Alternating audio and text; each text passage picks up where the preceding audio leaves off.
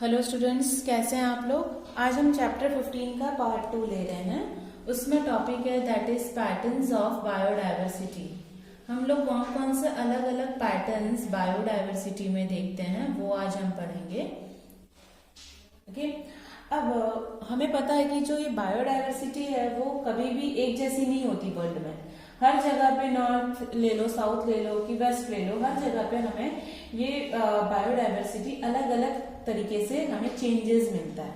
According to the latitude wise भी हमें देखने को मिलता है और according to the altitude wise भी, हाइट और हमें इस तरह से भी चेंज होने को देखने को मिलता है और इस तरह भी चेंज होने को देखने को मिलता है बायोडायवर्सिटी। ठीक है, अब हमें पता है कि जो प्लांट, एनिमल और इनके जो भी बायोडायवर्सिटी सबके अलग अलग पैटर्न्स होते हैं।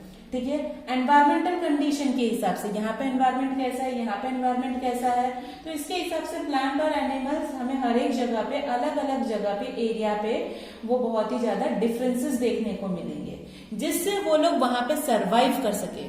इधर का टेम्परेचर और हैबिटेट अलग होगा, यहाँ का टेम्परेचर हैबिटेट अलग होगा, उसके हिसाब से वो लोग सरवाइव करते हैं। ठीक है, तो यहाँ पे हम लोगों ने देखा ये जो पैटर्न्स ऑफ बायोडायवर्सिटी है उसमें जो फर्स्ट आता है बायोडायवर्सिटी हम लोग पढ़ते हैं दैट इज लैटिट्यूडिनल ग्रेडियंट। बेटा इसमें आप लोगों को डिजिट्स बहुत याद रखने हैं। ठीक है, अब मैंने आपको लास्ट टाइम भी बताया हुआ है कि ये हमारा अर्थ था, ये इक्वेटर था, ये हमारे ट्रॉपिक रीजियन थे, ये उसके ऊपर हमारा टेम्परेट रीजियन है, ये हमारा टेम्परेट है और फिर पोलर एंड पोलर। ठीक है, ये हम लोगों ने पढ़ा हुआ था। तो लैटिट्यूडल ग्रेडियंट में जो हमें स्पीसीज डायवर्सिटी होती है, वो क्या हो जाती है, बहुत ही कम होती है। जैसे जैसे हम कहाँ से, इक्वेटर से कहाँ पे जाते हैं, पोलार रीजियन में, हम जैसे जैसे इक्वेटर से पोलार रीजियन में जाते हैं तो इनकी स्पीसीज डायवर्सिटी क्या हो जाती है, लेस होती। तो हम ऐसे उसको हम लोग थोड़ा शॉर्ट फॉर्म में लिखते हैं। स्पीसीज डायवर्सिटी क्या होगी, लेस होगी। कब, जब हम इक्वेटर से कहाँ पे जाएंगे, टूवर्ड्स पोल। ठीक है, पोलर रीजन में जाते हैं तब। इट मीन्स बायोडायवर्सिटी हमें इक्वेटर रीजन से, it is more at the lower latitude than the higher altitude polar, यानी इक्वेटर्स में हमें सबसे ज्यादा ये बायोडायवर्सिटी देखने को मिलती है compare to the polar region. Equator में डायवर्सिटी ज्यादा देखने को मिलती है compare to the polar region. तो जो ट्रॉपिक एरिया है, ये वाला जो इक्वेटर के पास है, ये ट्रॉपिक वाला रीजन। ठीक है, जो ट्रॉपिक रीजन है वहां पे भी, तो हम यहाँ पे लिखेंगे ट्रॉपिक रीजन्स में मुझे मोर स्पीसीज देखने को मिलती है कंपेयर टू द टेम्परेट और पोलर रीजन। ठीक है, ट्रॉपिक रीजन, ये सारे शॉर्ट चीज आप लोग प्लीज बुक में लिख लीजिएगा। ट्रॉपिक रीजन्स में मुझे सबसे ज्यादा स्पीसीज देखने को मिलती कंपेयर टू द टेम्परेट और पोलर रीजन्स। एग्जाम्पल हम लेते हैं इसी में ही। ओके, कि जो कोलंबिया है, जो इक्वेटर के पास है, इस इक्वेटर के पास एक ऐसा कंट्री है जिसका नाम है दैट इज द कोलंबिया। ठीक है, ये जो कोलंबिया में मुझे यहाँ पे जो इक्वेटर के पास है वहां पे 1400 स्पीसीज मुझे किसकी देखने को मिली थी, बर्ड्स की देखने को मिली थी। ठीक है, अब यहाँ पे एक न्यूयॉर्क करके भी रीजन है। न्यूयॉर्क में मुझे, जब मैंने बर्ड की स्पीसीज काउंट की थी, ठीक है, तब था 105। ठीक है, और फिर आता है ग्रीनलैंड। देखो हर जगह स्पीसीज है बर्ड ही, पर उसके क्या है, डायवर्सिटी है। 56 स्पीसीज ऑफ बर्ड्स मुझे देखने को मिला। और इंडिया में मैंने देखा तो उसकी स्पीसीज क्या हो रही है, जो ट्रॉपिकल लैटिट्यूड में प्रेजेंट है, 1200 स्पीसीज ऑफ बर्ड्स देखने को मिल रहा है। ठीक है, तो जो ट्रॉपिकल रीजन में, जो हमारा ट्रॉपिकल रीजन जो इक्वेटर के पास है, तो ट्रॉपिकल रीजन में क्या है, it is 10 times more species, 10 times more species of vascular plants सबसे ज्यादा है कंपेयर टू द किसके, टेम्परेट के। तो आप लोगों को एक पॉइंट ये भी लिखना है यहाँ पे ये हम लोगों ने बर्ड्स की स्पीसीज के हिसाब से डिस्टिंग्विश किया है। तो आप ऐसा लिख सकते हो 10 टाइम्स, ओके, किस में, ट्रॉपिकल रीजन में, ठीक है, सबसे मोर, ठीक है, देन दी टेम्परेट। किसकी बात कर रहे थे, वस्क्यूलर, किसकी बात कर रहे थे, वस्क्यूलर प्लांट की, वस्क्यूलर प्लांट यानी जाइलम एंड फ्लोएम वाला, ठीक है। तो ये हमारा एक पूरा पॉइंट होता है, शॉर्ट में आपको लोगों को लिख लेना है तो याद रहेगा, डिजिट्स याद रखने हैं, कैसे भी शॉर्ट फॉर्म में याद रखो, 1400, 1200, 105, 56, ठीक है, ऐसे याद रखो। 1400 में आता है C, 1200 में I, न्यूयॉर्क में N और 56 में G, ठीक है, CNG के अंदर I आ गया, ऐसे याद रख लो। ये आ गया 14, ये आ गया 12, ये आ गया 105, ये आ गया 56, ठीक है। तो शॉर्ट में आप ऐसे डिजिट्स याद रख सकते हैं, ओके। अब यहाँ पे हम लोगों ने बोला है कि ये जो हमारा अर्थ है और यहाँ पे इक्वेटर है, यहाँ पे बहुत ब्रांड ऐसे फॉरेस्ट फैला हुआ है और ये फॉरेस्ट का नाम है that is the Amazon forest. आपने ये सुना होगा, that is Amazon rain forest, जो कहाँ पे है, साउथ अमेरिका में है, साउथ अमेरिका में है। उसमें मुझे बहुत बड़ा सा ग्रेटेस्ट बायोडाइवर्सिटी अर्थ का सबसे पहले देखने को मिलता है। वहां पे 14,000 स्पीसीज मुझे प्लांट की ही देखने को सिर्फ मिलती है, ठीक है। 3,000 स्पीसीज मुझे फिश की देखने को मिलती है, ठीक है। 1,300 किसकी, that is the birds. 427 that is mammals and amphibians, 378 that is reptiles, ठीक है, and 1,25,000 उससे भी ज्यादा भी किनकी है, that is invertebrates, और करीबन 2 मिलियन स्पीसीज इंसेक्ट्स की तो अभी तक डिस्कवर ही नहीं गई है, अभी तक तो पता ही नहीं है, तो इट इज नॉट डिस्कवर्ड, अभी तक तो उन लोगों का नाम भी नहीं दिया गया है इस रेन फॉरेस्ट में। तो आपको ये सारी डिजिट्स याद रखनी है अमेज़न फॉरेस्ट का। अब मैं ये बोलती हूँ कि ये जो ट्रॉपिक रीजन है इक्वेटर के पास, उसमें बहुत सारी बायोडाइवर्सिटी देखने को मिलती है कंपेयर टू द ये टेम्परेट रीजन और पोलर रीजन। क्यों, बहुत ही इंपॉर्टेंट क्वेश्चन है, क्वेश्चन में ये हमेशा पूछा जाता है कि give the reason why it is greater biodiversity in tropic than the temperate, ठीक है। फर्स्ट उसका रीजन आता है, हमारा सबसे पहला फर्स्ट रीजन है कि यहाँ पे मुझे टेम्परेट रीजन, याद रखो वापस, ये है इक्वेटर, ये है ट्रॉपिक, इसके ऊपर है टेम्परेट, ये है टेम्परेट, ठीक है। अब यहाँ पे ऐसा बोला है टेम्परेट रीजन में बहुत ही ज्यादा ग्लेशिएशन ऑफ आइस होता है। What do mean by glaciation of ice, यानी ग्लेशिएशन इन द पास्ट हो चुका है, यानी कि बहुत ही ज्यादा बर्फ का टूटना, बर्फबारी हो जाना, ये सब कुछ ग्लेशिएशन होता है। फिर वो जैसे कि लैंडस्लाइड हो जाना, ये सब कुछ होता है, उसके वजह से बहुत सारे स्पीसीज मर चुके हैं टेम्परेट में। पर ट्रॉपिक में हमेशा वो अनडिस्टर्ब रहता है, ठीक है। तो इसलिए हम लोगों को टेम्परेट में क्या होता है, कम स्पीसीज देखने को मिलती है कंपेयर टू द ट्रॉपिक, ठीक है। सेकेंड रीजन है, जो ट्रॉपिकल में जो एनवायरमेंट होता है वो लेस सीजनल है, लेस सीजनल, ठीक है। ट्रॉपिकल में लेस सीजनल होता है, it is relatively more constant रहेगा और प्रिडिक्टेबल, कि भाई अभी पता है कि समर के बाद रेनी आएगा, रेनी के बाद विंटर आएगा, तो वो क्या है भाई, प्रिडिक्टेबल है, हम मान सकते हैं, ठीक है। Compare to the temperate region, ठीक है, क्योंकि टेम्परेट रीजन में कभी भी बर्फबारी हो जाएगी, बर्फ की बारिश हो जाएगी, लैंडस्लाइड हो जाएगा, कुछ भी होता है, ठीक है। It leads to the greater species diversity. Third point आता है, it is more solar energy, more solar energy. सूरज का प्रकाश सबसे ज्यादा ट्रॉपिक में गिरता है, उसके वजह से उनकी क्या हो जाती है, हायर प्रोडक्टिविटी। ट्रॉपिक लेवल हम लोगों ने पहले आगे पढ़ा है, हायर प्रोडक्टिविटी हो जाती है, उसके वजह से डाइवर्सिटी, एनर्जी ज्यादा है तो डाइवर्सिटी भी स्पीसीज की ज्यादा हो जाएगी, ठीक है बेटा। अब दूसरा आता है कि रिसोर्स की अवेलेबिलिटी, रिसोर्स की अवेलेबिलिटी भी क्या हो जाती है, सबसे ज्यादा होती है ट्रॉपिक में, क्योंकि फॉरेस्ट सब ज्यादा है, वर्टिब्रेट्स है, प्लांट्स, एनिमल है, इंसेक्ट्स है, सब ज्यादा, तो उनकी रिसोर्स की अवेलेबिलिटी भी ज्यादा होगी फॉरेस्ट में, तो रिसोर्स अवेलेबिलिटी इज हायर और rate of extinction is low. Extinction क्या हो जाती है, यानी जो एंडेंजर्ड होते हैं, खत्म होने के कगार पे हैं, वो भी क्या हो जाती है, लो हो जाती है ट्रॉपिक में। तो इसलिए यही इन्हीं 4 रीजन के वजह से क्या होती है, बहुत ही ज्यादा ग्रेटर बायोडायवर्सिटी मुझे ट्रॉपिक एरिया में देखने को मिलती है। ठीक है बेटा, तो ये याद रखना आप लोग, ये बहुत ही इंपॉर्टेंट है, हमेशा ये बोर्ड में भी पूछा जाता है कि ये ऐसा क्यों, क्या रीजन की वजह से ये सब कुछ होता है।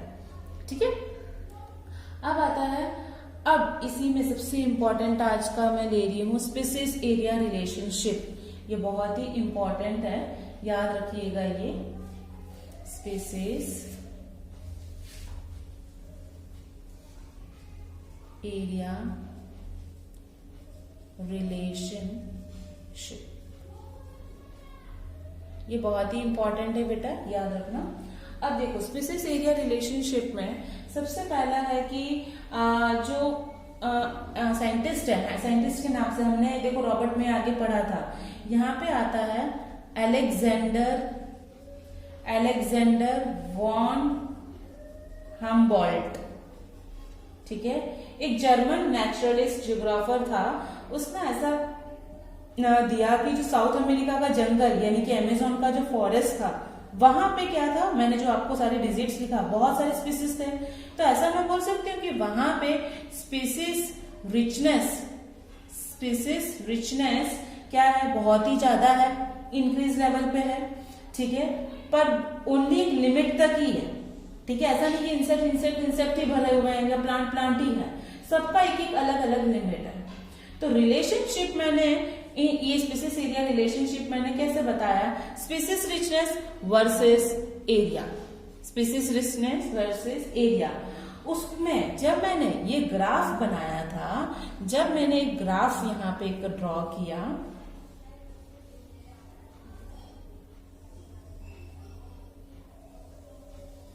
ठीक है, ये ग्राफ मैंने ड्रॉ किया तो मुझे एक रेक्टेंगुलर हाइपरबोला ऐसे करके मिला।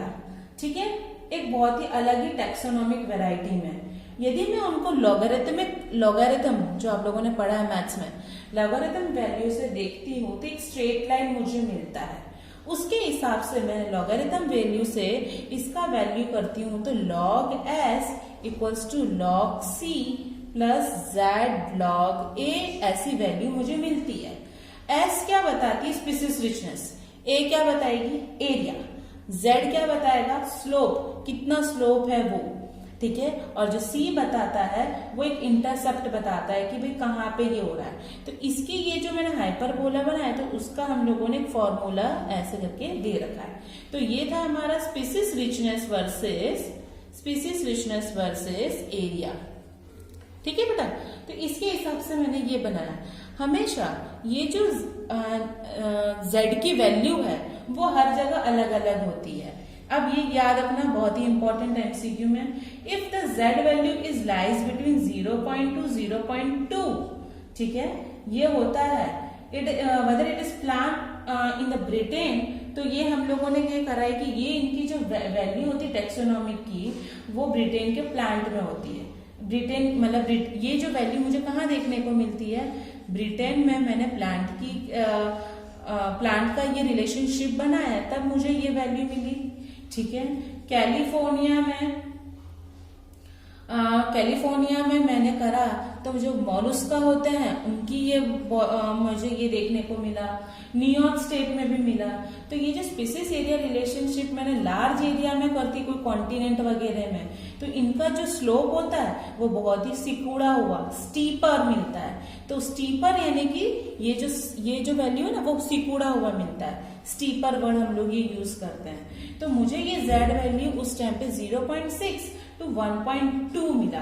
किसके लिए मिला, फ्रूगीवोरस यानी कि जो कि फ्रूट खाते हैं, हर्बीवोरस हर्ब्स खाते हैं, वैसे फ्रूगीवोरस जो फ्रूट खाते हैं उन लोगों के लिए मुझे ये z की वैल्यू मिली।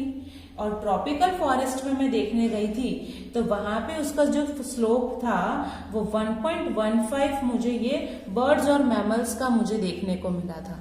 तो देखो अकॉर्डिंग टू द ये z की वैल्यू हर एक जगह पे ये अलग अलग इसकी वैल्यू हमें देखने को मिलती है। तो आपको वैल्यू के हिसाब से याद रखना है। फ्रूगीवोरस का क्या था, ब्रिटेन में 0.1 0.5 कितना वो बताता है। ठीक है,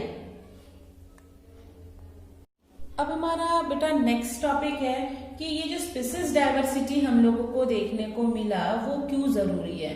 importance of species diversity to the ecosystem, ecosystem में क्यों जरूरी है ये स्पीसीज डाइवर्सिटी, वो देखते हैं। अब यहाँ पे डेविड टिलमन करके जो साइंटिस्ट थे, डेविड टिलमन, ठीक है, उन्होंने ऐसा बोला कि जो भी हमें स्पीसीज हमें देखने को एक स्टेबल एरिया में देखने को मिलता है, बहुत ही ज्यादा अलग अलग स्पीसीज देखने को मिलता है, वो डेविड टिलमन ने बताया। तो उनके एक्सपेरिमेंट से मैंने ये बताती हूँ कि स्पीसीज रिचनेस एक तरह से स्टेबल कम्युनिटी लेके आता है। वो किस में कन्वर्ट हो जाएगा, that is the stable community, stable community में कन्वर्ट हो जाता है। ठीक है, उसकी वजह से जो मोर स्पीसीज डाइवर्स कम्युनिटी, बहुत ही ज्यादा स्पीसीज डाइवर्स होगा, एक कांस्टेंट प्रोडक्टिविटी टोटल बायोमास में लाते हैं। तो इस बंदे ने, ये जो डेविड टिलमन था, उन्होंने ये कहा था कि मोर स्पीसीज, सबसे ज्यादा स्पीसीज की डाइवर्सिटी, सबसे ज्यादा हमें डिफरेंसेस स्पीसीज की देखने की मिलेगी, तो वो कहाँ पे हो जाएगी, एक कांस्टेंट प्रोडक्टिविटी देगी। प्रोडक्टिविटी पता चला आप लोगों को ट्रॉफिक लेवल में जो हम लोगों ने काउंट किया था वैसा, इन टोटल बायोमास। ठीक है, और वही क्या करेगी, एक हायर प्रोडक्टिविटी में कंट्रीब्यूशन करती है, हायर प्रोडक्टिविटी में। ओके, तो एक स्टेबल कम्युनिटी, हम लोग ये जो स्टेबल कम्युनिटी पढ़ रहे हैं उसका मीनिंग क्या है।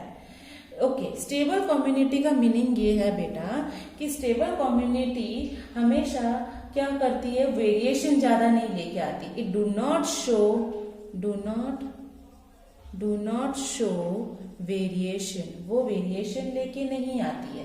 ठीक है, 1 साल के बाद 2 साल के बाद नहीं लेके आती है।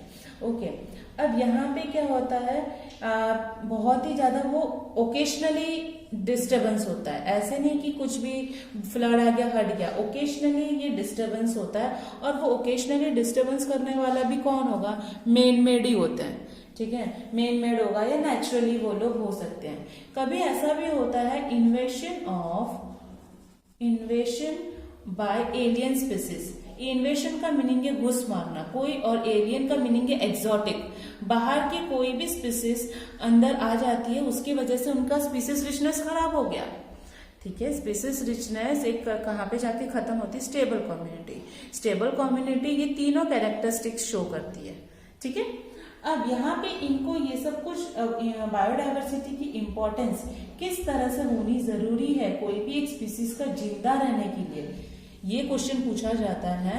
कोई भी स्पीसीज के जिंदा रहने के लिए, सरवाइव करने के लिए हमें बायोडाइवर्सिटी की क्यों जरूरत है, तो वो जरूरत क्यों है, बिकॉज ऑफ दी एक थीसिस आया था, दैट इज राइवर्ट पॉपर हाइपोथेसिस। ठीक है, ये कौन से साइंटिस्ट ने दिया था, दैट इज पॉल एंड्रिच।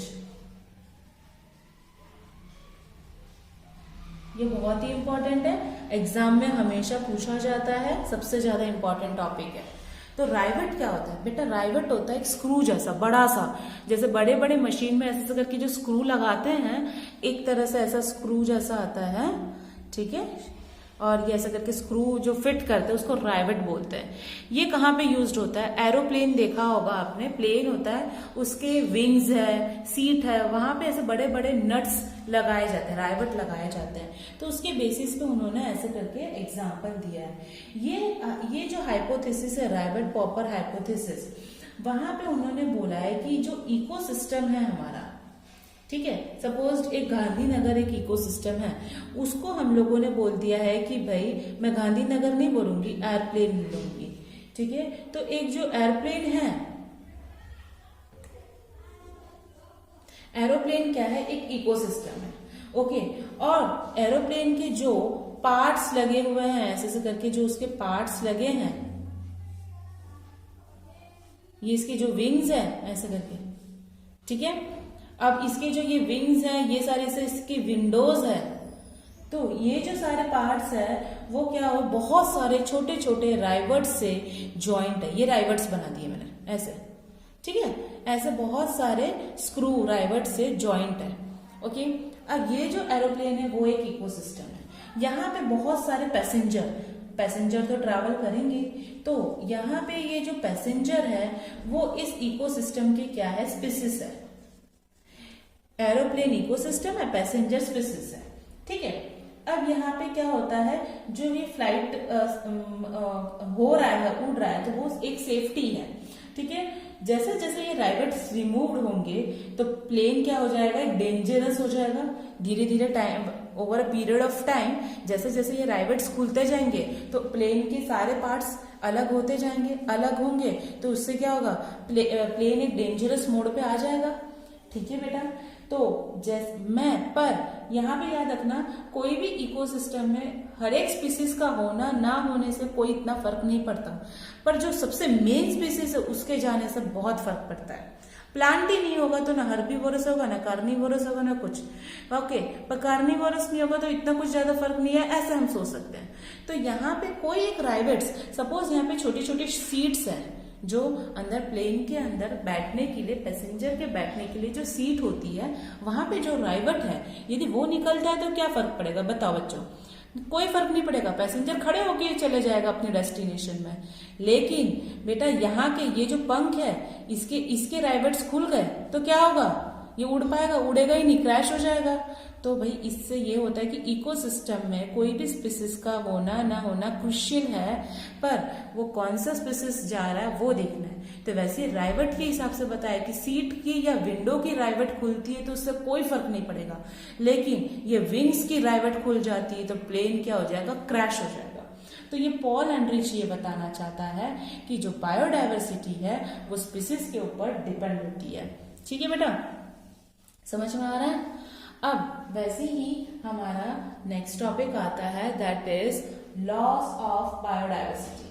ठीक है, अब ऐसा करते हैं, हम ये लॉस ऑफ बायोडाइवर्सिटी ले लेते। चलो, लॉस ऑफ बायोडाइवर्सिटी, बायोडाइवर्सिटी कहाँ से लॉस्ट हो रही है, कहाँ एक्सटिंक्ट हो रही है, वो हम देखते हैं। ठीक है, अब ये हमें पता है कि बेटा जो पूरा बायोलॉजिकल अर्थ है वो धीरे धीरे ह्यूमन की एक्टिविटी, क्योंकि पॉपुलेशन बढ़ रही थी, ह्यूमन लोगों को बिल्डिंग बनाना, होटल्स, रेस्टोरेंट, ये सब बनाने के लिए उसको क्या करना पड़ रहा है, हटाना पड़ रहा है। ठीक है, तो उसके वजह से ह्यूमन की एक्टिविटी से ये क्या हो रही है, आजकल इतनी बढ़ चुकी है कि करीबन 2000 नेटिव बर्ड की स्पीसीज भी एक्सटिंक्ट हो चुकी है, जिनको हमें पता ही नहीं है वो कहाँ चली गई है। नेटिव बर्ड स्पीसीज क्या हो चुकी है, एक्सटिंक्ट हो चुकी है। ठीक है, IUCN, that is the International Union for Conservation of Nature और Nature Resources, वो हम लोगों ने सबसे पहले 1948 में ये पता लगाया था। उसका हेडक्वार्टर कहाँ पे है, स्विट्जरलैंड। ये पूछा जाता है MCQ में, स्विट्जरलैंड है।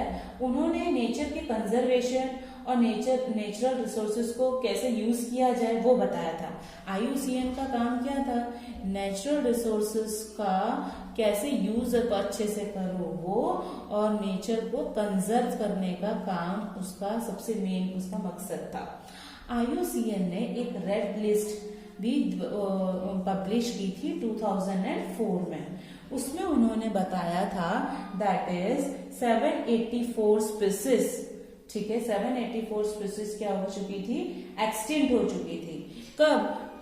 कब लास्ट 500 इयर्स में उन्होंने जब काउंट करना शुरू किया, जब एक 2012 में एक रेड लिस्ट पास की गई थी, वहां पे 132 प्लांट और एनिमल की स्पीसीज इंडिया की ही सिर्फ, ठीक है, वो एक्सटिंक्ट होने के रेंज पे आ गई थी। तो कुछ ऐसे रिसेंट एक्सटिंक्शन स्पीसीज है, लाइक डोडो मॉरिशियस का है, ठीक है, क्वागा अफ्रीका का है, ठीक है, स्टेलर सी का हो रशिया, ठीक है, ये सारे स्पीसीज एक्सटिंक्ट हो चुके हैं। जनरली 27 स्पीसीज क्या हो चुके हैं, 27 स्पीसीज लास्ट 20 ईयर्स में क्या हो चुके हैं, डिसअपियर्ड हो चुके हैं। कहाँ गए हैं अभी तक किसी को कुछ पता नहीं है।